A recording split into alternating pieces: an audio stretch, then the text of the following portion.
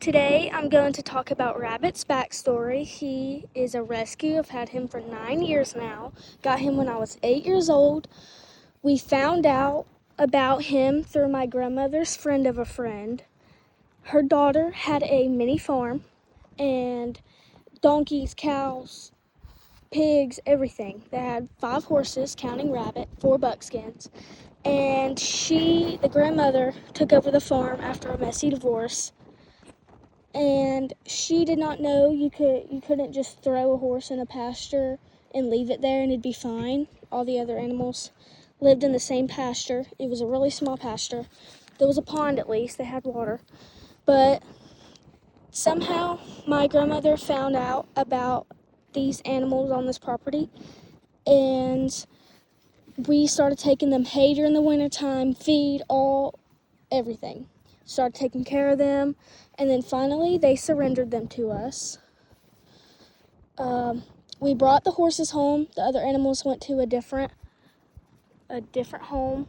Other people came and got them, friends of ours. And we brought the 5 horses home.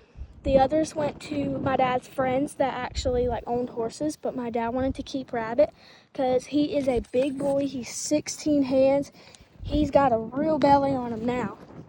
He didn't. But my dad wanted to learn how to ride, but that never happened. Anyway, brought him home for my birthday. It was my birthday gift. All the little girls, 8-year-old girls, dream of ponies. I got a giant 16-hand, massive quarter horse for my birthday.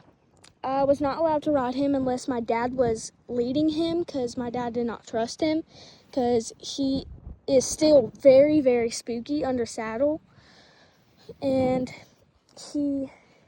I rode him 3 times under my dad's supervision, and then he started to have a pullback problem, and we couldn't ever get the bridle back on because my dad would not let me ride him in anything other a bit because he did not trust him, and he wasn't trained for a hackamore or anything like that.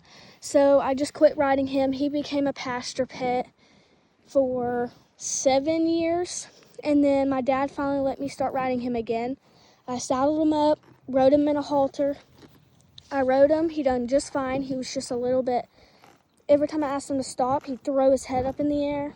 But, that comes with him being a pasture ornament for 7 years. And then the second time I got on him, he started crow hopping, and I went flying over his head.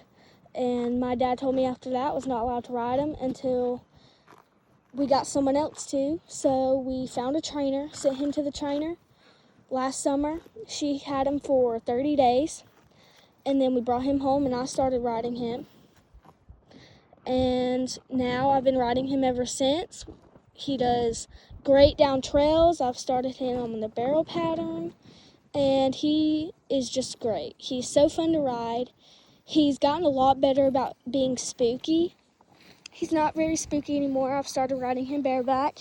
I have got bucked off a few times bareback because when we start trotting, I start sliding because his coat is so short. I start sliding and it freaks him out, and then he starts bucking, and he stepped on me 3 times last time I fell off, and I still have the bruise, and that's over a month ago.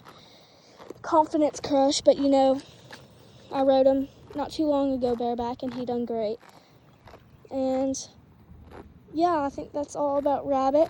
He is turning 18 this year. He is supposed to be a registered quarter horse, but they never gave us his papers. They said he had papers, but you can't trust people these days, or back then. But I can't believe I've had him for 9 years. He is my favorite out of all my horses. He's my favorite. He's been the big old shoulder to cry on because I would get mad at my parents and, regular stuff that kids go through. I'd come out here and just talk to him about life, and he just stood there and ate grass like he is now. It's like a whole different therapy. Anyway, that's Rabbit's backstory. If you want to hear Shug's backstory or Laney's or Willis's, let me know and I will make a video on them too. Say bye.